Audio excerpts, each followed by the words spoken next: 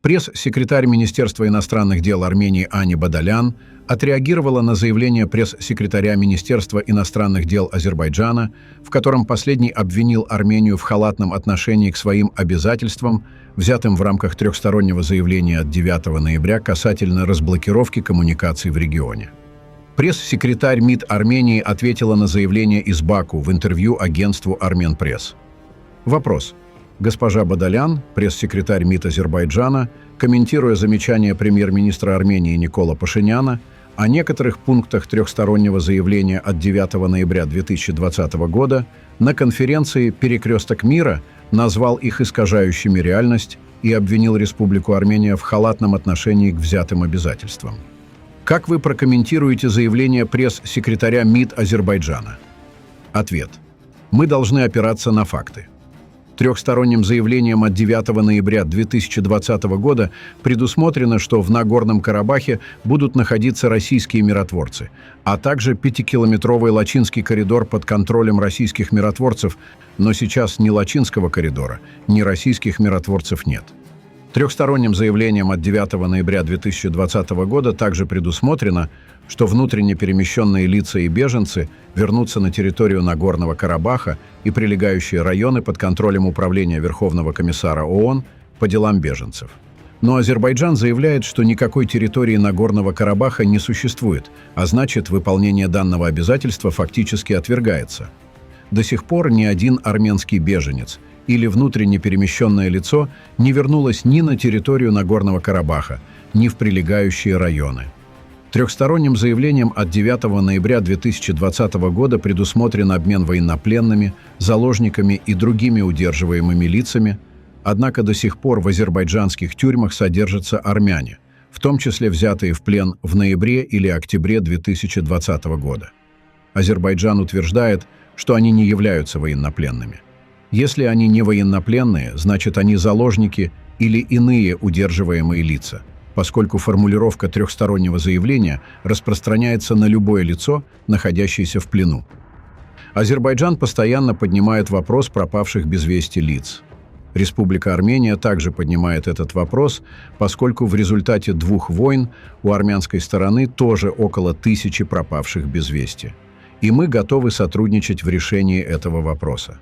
Что касается 9-го пункта трехстороннего заявления, в нем предусмотрено, что Республика Армения на своей территории организует транзит грузов, транспортных средств и людей и гарантирует их безопасность. Это четко прописано в заявлении. Очевидно, что Республика Армения должна выполнять это в рамках своей юрисдикции и суверенитета. Что касается подразделений пограничной службы ФСБ России, их физическое присутствие в 9-м пункте трехстороннего заявления не предусмотрено. Проект правительства Армении «Перекресток мира» точно отражает дорожную карту выполнения взятых на себя обязательств Республикой Армения, в рамках которой мы передали предложение азербайджанской стороне. Заинтересованные в разблокировке всех транспортных и экономических инфраструктур в регионе, что предусмотрено трехсторонним заявлением, мы предложили Азербайджану и продолжаем предлагать начать процесс разблокировки как можно скорее. Представитель президента Азербайджана по особым поручениям Эльчин Амирбеков сделал несколько заявлений в адрес Армении. Выдвижение заведомо нереалистичного и неприемлемого для Азербайджана предложения – это, с одной стороны, попытка затянуть переговоры и выиграть время, а с другой – примитивная попытка возложить ответственность за отсутствие результатов на Азербайджан. Армения активно реализует курс на милитаризацию и дипломатическое противостояние, что подтверждает ее нежелание завершить процесс нормализации. Внешняя экономическая и военная поддержка привела Армению в зону комфорта, лишив ее мотивации для продолжения серьезных переговоров и создавая иллюзии, которые только подрывают перспективы мирного урегулирования. Армения и ее сторонники должны понять, что без решения проблемы территориальных претензий, закрепленных в Конституции Армении, невозможно устранить коренные причины армяно-азербайджанского конфликта и достичь прочного мира. Наш ответ азербайджанской стороне. Какой-то представитель Алиева сказал что-то про какое-то дипломатическое противостояние, которое якобы начала Армения. Серьезно? А давайте-ка взглянем, что сказал сам Алиев в апреле 2022 года в оккупированном Шуше. Мы воевали не только против Армении и международного армянства. Мы воевали против покровителей Армении и в этой войне одержали победу. Это не его слова? Так кто устраивает противостояние? Может, сам Алиев? Короче, как всегда, полная каша с больной головы на здоровую. Заскриньте текст его выступления, пока не удалили. Пригодится в Гаагском суде как доказательство агрессии. Алиеву нельзя разрешить использовать КОП-29 для ребрендинга своей репутации. Об этом заявил конгрессмен Фрэнк Паллоне. Конгрессмен США Фрэнк Паллоне коснулся реакции президента Азербайджана Ильхама Алиева на инициативу американских конгрессменов. «Я рад, что наш сильный двухпартийный законопроект привлек внимание президента Азербайджана, несмотря на то, что он проводил мероприятие в месте, где его войска в прошлом году провели массовую этническую чистку», — сказал Паллоне. Турция рассматривает новый транспортный коридор в Нахидживан через Армению или Иран.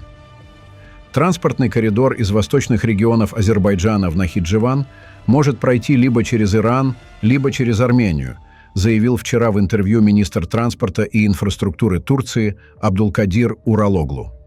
Он отметил, что в первом случае протяженность маршрута составит 61 километров, а во втором – около 43 километров.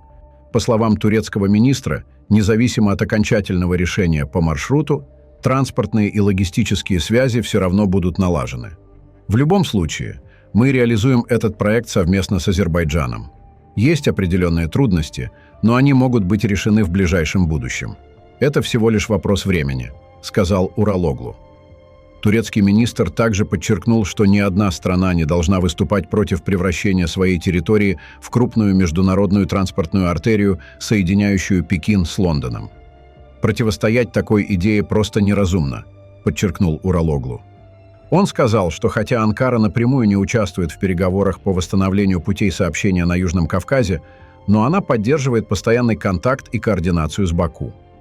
Комментируя негативную позицию Ирана по созданию так называемого Зангезурского коридора, Уралоглу выразил мнение, что отказ Ирана может быть обусловлен исключительно желанием Тегерана создать коридор исключительно через иранскую территорию. Наш ответ турецкому министру. Во-первых, в регионе такие вопросы, как открытие транспортных коридоров, решаете не вы, и не тем более Азербайджан. Если Армения не согласится, никакого транспортного коридора через нашу территорию не будет. Во-вторых, если вы попытаетесь открыть этот коридор силой, Армения будет всеми силами обороняться в наступательном стиле, чтобы создать буферные зоны для самообороны страны. Пишите ваше мнение в комментариях и подписывайтесь на наш канал, чтобы не пропустить самые важные новости мира и региона.